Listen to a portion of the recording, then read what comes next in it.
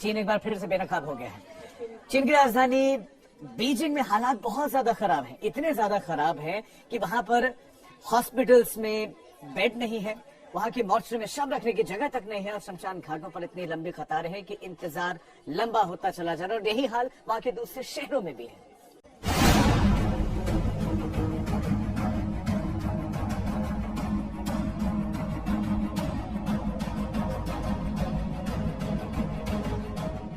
दुनिया को Wuhan virus से तबाह करने वाले चीन में कोरोना की सुनामी आ चुकी है। चीन में कोरोना से 10 लाख लोगों की जान जा सकती है। चीन के अस्पतालों में कोविड संक्रमित मरीजों की भरमार है। छोटे से कमरे में 10 से 12 मरीजों का इलाज हो रहा है, जिसमें से कुछ को बेड तक नसीब नहीं है। वहीं अस्पतालों की मोर्चरी लाशों से भर गई है। अस्पताल के कमरों से लेकर कॉरिडोर तक शव ही शव नजर आ रहे हैं।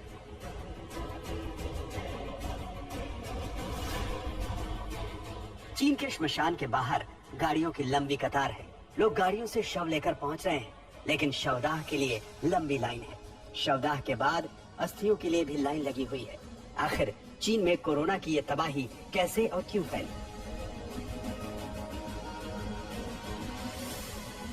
चीन इस वक्त ओमिक्रॉन के 2 वेरिएंट BF7 और BA5.2 की तबाही झेल रहा है। दोनों अंधाधुंध रफ्तार से फैलते हैं।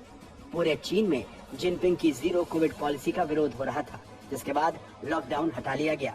टेस्टिंग भी 2 हफ्ते से बंद कर दी गई। चीन वैसे ही आंकड़े छिपाता रहा है और उसे ये कहने का बहाना मिल गया कि उसके पास कोविड के मामलों का हिसाब किताब ही नहीं है। उधर अस्पतालों में लाशों का अंबार लगा तो चीन ने गुमराह करने की एक और नई चाल चली। उसने कहा कि सिर्फ रेस्पिरेटरी फेलियर से होने वाली मौत को ही कोरोना की मौत माना जाएगा। हार्ट अटैक से होने वाली मौत की गिनती कोविड में नहीं होगी। चीन के इस रवैये की वजह साफ है। अस्पताल में डॉक्टर, बेड और दवाइयां नहीं है। टेस्टिंग किट ब्लैक में बिक रहे हैं। चीन में बुखार और दर्द की दवा नहीं है। लोग सीधे फैक्ट्री के बाहर दवा के लिए कतार में खड़े नजर आ रहे हैं। कम्युनिस्ट पार्टी और जिनपिंग दिखावे के लिए रातों रात अस्पताल खड़ा करने का प्रोपेगेंडा वीडियो भले ही जारी कर दें, लेकिन उनके पास लोगों की जान बचाने के इंतजाम नहीं है। चीन का रवैया यही रहा है कि जो मरता है वो मरता रहे।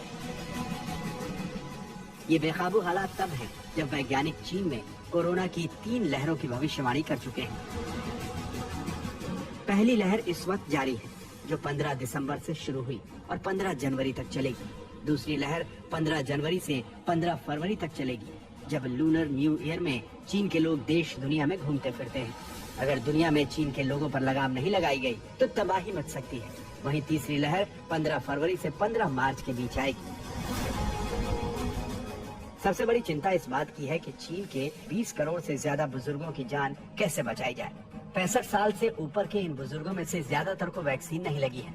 वहीं चीन में जिन्हें वैक्सीन लगी है वो भी खतरे में है, क्योंकि चीन की सिनोवैक वैक्सीन कोरोना के खिलाफ 50% ही असरदार है, जबकि फाइजर और मॉडर्ना 90%, तो भारत की कोविशील्ड 80% दमदार है। तभी चीन के लोगों को अपनी वैक्सीन पर भरोसा नहीं।